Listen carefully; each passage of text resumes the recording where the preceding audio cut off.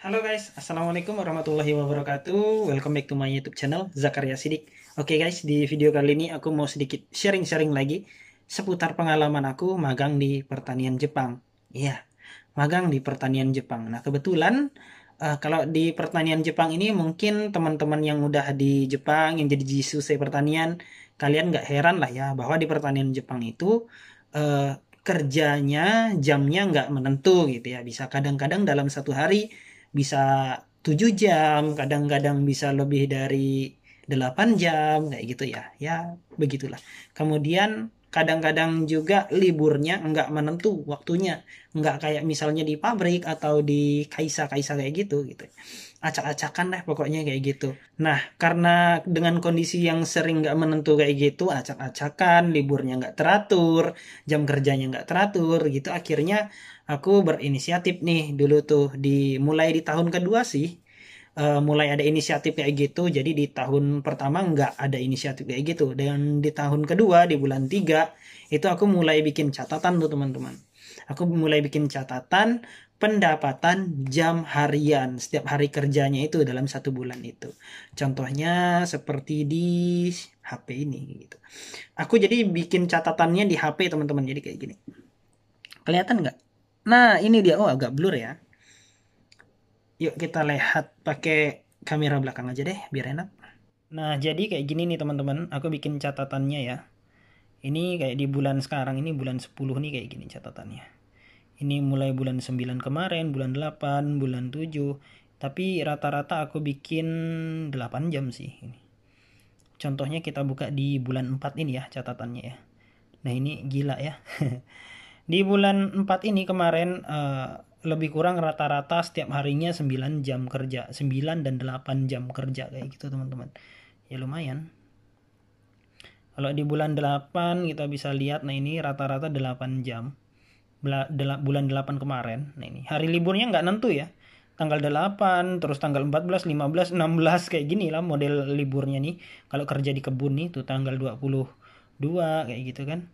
Nggak menentu gitu liburnya, nggak setiap satu minggu sekali kayak gitu guys. Kalau yang bulan 9 nih, bulan kemarin ya kayak gini nih, liburnya sampai 6 kali nih. 1, 2, 3, 4, 5, 6. Dan jam kerja rata-ratanya setiap hari 8 jam ini guys. Kayak gini ya. Ini bulan ini nih, bulan 10 nih. Nah ini. Tadi alhamdulillah tanggal 14 bulan 10 kita kerjanya 9 jam tuh di tanggal 14 ya. Karena masih kerja ya, walaupun udah 3 tahun tapi masih kerja ya, kita tetap bikin kayak gini, konsisten aja. Ini aku bikin semenjak dari tahun 2019 nih. Bulan 3 nih. Di bulan 3 di bulan 2019 2020 aku masih ini tahun pertama. Mulai bikin tuh kayak ini ya, mulai pas bikin ini rata-ratanya banyak 7 jam nih. Tengok aja itu liburnya satu kali doang dalam satu bulan, tapi jamnya pendek kayak gitu. Jangan ke bawah udah. Nah kayak gini teman-teman. Ini salah satu catatan aku. Barangkali teman-teman yang magang di pertanian Jepang mau bikin catatan juga boleh nih gitu. Banyak banget keuntungannya loh bikin catatan kayak gini. Jadi banyak banget keuntungannya tuh kalau misalnya kita bikin catatan kayak gitu. Yang pertama, pada saat tutup buku. Pada saat tutup buku itu kan tanggal 30 ya. Ya pokoknya akhir bulan lah gitu, tanggal 30 atau tanggal 31 kayak gitu. Nah, pada saat tutup buku itu kita biasanya nggak bakalan langsung gajian di tanggal satunya, enggak gitu. Kalau seperti di tempat saya ini, di tempat aku ini, tutup bukunya di akhir bulan, gajiannya di tanggal 15. Jadi gantungnya 15 hari kayak gitu teman-teman. Dan kalau misalnya kita punya catatan seperti ini tadi yang saya lakukan konsisten selama 2 tahun, itu kita bisa mentaksir pada saat gajian nanti kira-kira dapat berapa gitu, berapa yen kayak gitu. Nah, itu enaknya. Dan setelah kita bisa mentaksir ya, walaupun kita belum gajian di tanggal 15, misalnya belum sampai tanggal 15, kita sudah bisa bikin planning gitu. Dana ini nih mau dialokasikan kemana. Nah, di situ enaknya kayak gitu. Karena aku sering nonton ya di channel YouTube Success Before 30 punya Pak Chandra Putra Negara. Itu beliau menyampaikan bahwa mengatur uang keluar itu jauh lebih sulit daripada mengatur dana yang masuk kayak gitu teman-teman. Kalau misalnya dana yang masuk, kalau misalnya kita kerja di pertanian kan ya sesuai dengan jam kerja kita kayak gitu. Sementara untuk dana yang keluar ini kalau kita nggak bijaksana dalam mengatur dan mengelolanya ya kita bisa habis tanpa bekas kayak gitu teman-teman.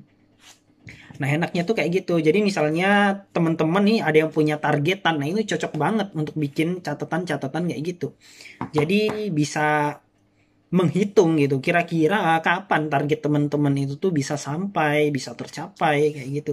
Dengan melakukan pencatatan, kita mengidentifikasi pendapatan tiap bulannya sambil kita melakukan pencatatan itu tadi ya, dan konsisten nabungnya gitu. Itu kemungkinan untuk tercapainya jauh lebih cepat gitu daripada kita kayak yang pelongok-pelongok aja, misalnya udah gajian tapi nggak tahu nih duitnya mau diapakan, ya udahlah disimpan dulu gitu. Itu biasanya akan banyak godaannya teman-teman, apalagi kayak sekelas negara Japan gini gitu ya. Misalnya kayak gini nih, kita nggak punya target, terus dana cuma kita simpen aja gitu kan, tiba-tiba ada gadget keluaran terbaru terkeren gitu kan dengan kompornya 3 gitu ya, misalnya iPhone apa gitu ya, atau Samsung apa kayak gitu. Terus kalau misalnya kita nggak punya pakuan target utama gitu, biasanya bakalan tergoda tuh. Tapi nggak masalah sih, bebas lah. Itu pribadinya masing-masing. Ini kan istilahnya aku bercerita pengalaman aku. Dan barangkali ada teman-teman yang mau mencoba, ikut gitu, mencoba cara aku ini ya. Ayo kita gaskan gitu. Mumpung kita di sini tuh, di Jepang itu tuh masih bekerja dengan normal. Terus kita masih bisa dapat pendapatan yang bisa dibilang oke lah ya kayak gitu. Karena di luar sana banyak banget orang yang pengen berangkat ke Jepang juga dan mereka cukup kesulitan kayak gitu ya. Ditambah lagi dengan pendapatan-pendapatan yang orang magang di Jepang walaupun sebagai kuli mungkin kasarnya kayak gitu.